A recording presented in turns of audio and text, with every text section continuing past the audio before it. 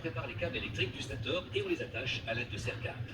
La bobine de cuivre est ensuite enroulée de ruban adhésif pour la maintenir et la protéger.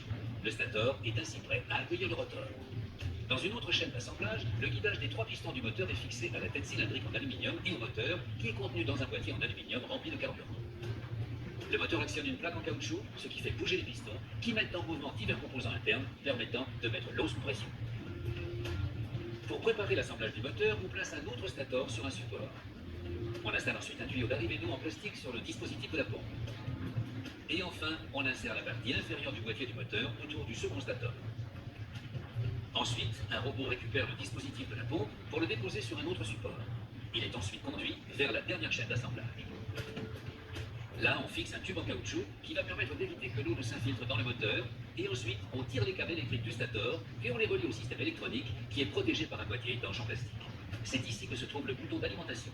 À l'intérieur du boîtier se trouve aussi le circuit imprimé auquel on branche le cordon d'alimentation avant de le relier à la terre. Ensuite, une fois l'alimentation en eau et en électricité raccordée, un appareil de contrôle teste toutes les fonctionnalités du nettoyeur. Les 2 éléments du carter en plastique sont fabriqués par une presse à injecter. Le dessus est jaune et le dessous noir.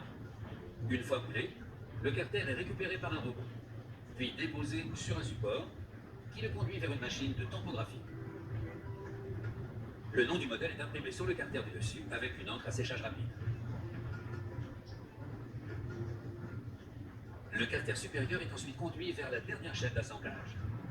Il est d'abord retourné, puis la pompe est placée à l'intérieur. Au poste suivant, on installe le guidage du tuyau de la machine. On place ensuite le carter inférieur par-dessus. Les 2 carters sont vissés ensemble par un robot. Ensuite, on ajoute un essieu en acier galvanisé ainsi que 2 roues en plastique. Et enfin, on place un autocollant avec les consignes de sécurité, des enjoliveurs en plastique et un tuyau en caoutchouc de 5 mètres de long enroulé autour d'un dévidoir en plastique. Le nettoyeur haute pression est fin prêt à être emballé. Il sera livré avec une poignée, des accessoires et des produits détergents. Quand cet appareil était encore en phase de développement, on a testé le niveau sonore d'un prototype, afin de s'assurer que le nettoyeur haute pression n'émettait pas trop de bruit trop fort ou trop strident. L'appareil est allumé, entouré de 9 micros. Ils sont placés à 1 mètre les uns des autres et orientés dans des directions différentes. Pour que le test soit concluant, le bruit doit être faible et grave, semblable à celui d'un bourdonnement.